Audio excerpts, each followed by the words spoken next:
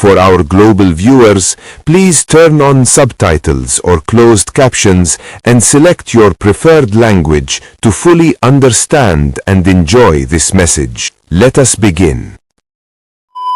Alam mo ba na maaari kang maging isang relihiyosong tao, ngunit namumuhay pa rin sa idolatriya? Sa panahon ngayon, hindi lamang ang rebuito o estatwa ang sinasamba ng tao.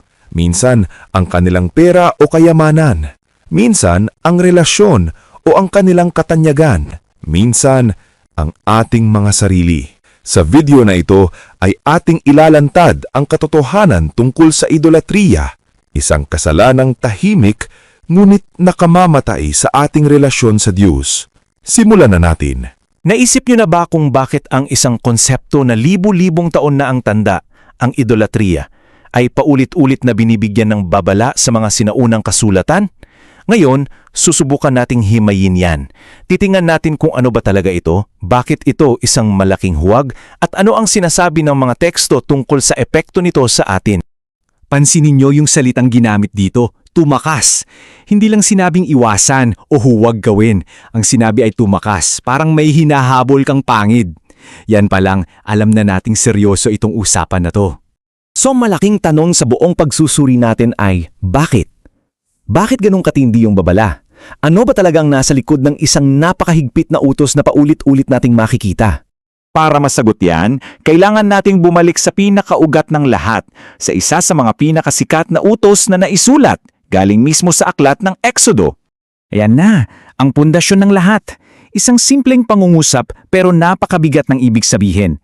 Pero teka, hindi pa dyan nagtatapos. May kasunod pa yan na lalong nagpapalinaw kung gaano kalawak ang pagbabawal na to. At dito, grabe yung sakop. Isipin nyo, halos walang itinira. Mula sa mga bituin sa langit, sa mga hayop sa lupa, hanggang sa mga isda sa dagat, lahat ng posibleng gawing imahe, bawal. Ang utos ay hindi lang laban sa ilang partikular na Diyos-Diyosan, ito'y pagbabawal sa paggawa ng anumang representasyon ng nilikang bagay para sambahin. Okay, so malinaw na bawal gumawa ng anumang wangis. Pero ano ba talaga ang ibig sabihin ng idolo o Diyos-Diyosan sa kontekstong ito? Alamin natin. Sige, tukuyin natin. Ano nga ba eksakto itong mga ipinagbabawal na imahe na to? At dito, lumalawak ang definisyon. Hindi lang pala ito tungkol sa mga estatwang gawa sa kahoy o bato. Ayon sa mga teksto, kahit anong nilikhang bagay, kahit pa yung mga bituin sa langit, pwedeng maging idolo kapag ito na ang sentro ng pagsamba mo. At ito yung perfectong halimbawa. Isipin mo, kahit yung mga bagay na tinitingala natin tulad ng araw at buwan na natural at parang ang lakas ng dading, kasama pa rin sa babala. Ang punto, hindi yung bagay mismo ang problema, kundi yung pagyukod at pagsamba rito.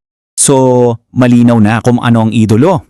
Ngayon, halukain naman natin ang pinakakritisismo ng mga teksto laban sa kanila. Bakit nga ba sila tinutuligsa ng ganito? Walang kabuluhan, walang halaga. Napakatapang na mga salita, di ba? Ito ang pinakasentro ng argumento laban sa mga idolo. Pero bakit? Ano ba yung basehan para sabihing walang halaga ang isang bagay na sinasamba ng iba? Ang sagot pala, napakasimple lang. Ang mga idolo daw ay walang buhay. Walang pakiramdam. Gawa lang sila ng kamay ng tao, pero yung mga kakayahan ng gumawa sa kanila, wala sila noon. At itong paghahambing na to, sobrang linaw. Sa isang banda, nandyan tayong mga tao na nakakapagsalita, nakakakita, nakakarinig, tapos sa kabila, meron tayong mga bagay na gawa sa pilak at ginto na may bibig, mata at tenga, pero hindi naman gumagana. Nakikita nyo ba yung kabalintunaan? Yung may buhay, yumuyukod sa walang buhay. Pero teka, hindi lang pala tungkol sa mga idolong kritisismo.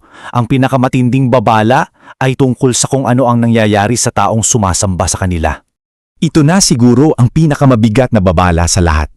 Ang sinasabi rito ay hindi lang mali ang sinasamba mo, kundi ikaw mismo, nababago ka nito. Nagiging katulad ka ng iyong idolo, isang bagay na walang buhay, walang pandama, walang kakayahang tumugon. At lalo pang idinidiin yan ng pariralang piping Diyos-Diyosan. Ang pagiging pipi ay simbolo ng kanilang kawalan ng buhay at kakayahang tumugon, at yan daw ang nagiging kalagayan ng mga sumasamba sa kanila. Kaya dito tayo bumabalik sa simula. Mula sa utos na tumakas, nagtatapos tayo sa isang mas personal na paalala. Ingatan ninyo ang inyong sarili. Malinaw, paulit-ulit at hindi nagbabago ang mensahe. At iiwan ko kayo sa tanong na ito. Kung ang konsepto ng pagiging katulad ng ating sinasamba ay totoo, hindi lang para sa mga sinaunang rebulto, kundi maging sa mga bagay na pinapahalagahan natin ngayon. Ano ang ipinahihiwatig nito tungkol sa ating mga sarili at sa ating lipunan? Isang bagay na sulit pagnilayan. Ngayong alam mo na ang katotohanan tungkol sa idolatria, ang tanong ko sa iyo ay ito: sino o ano ba ang tunay na nakaupo sa trono ng iyong puso? Pagsumikapan nating ibalik ang Diyos sa kanyang nararapat na kinalalagyan. Hindi siya pangalawa. Hindi natin siya kapantay, kundi siya ang nararapat na maging una at sentro sa ating buhay. Naway nakatulong sa iyo ang mensaheng hinatid sa iyo ng video na ito at nakapagbigay ng kaliwanagan at kaalaman sa iyo. Hanggang sa muli nating pagkikita, kaibigan, at manatili tayong tapat sa katotohanang pinapahayag ng salita ng Diyos. Please like, share, hit the notification bell, and subscribe to support this ministry.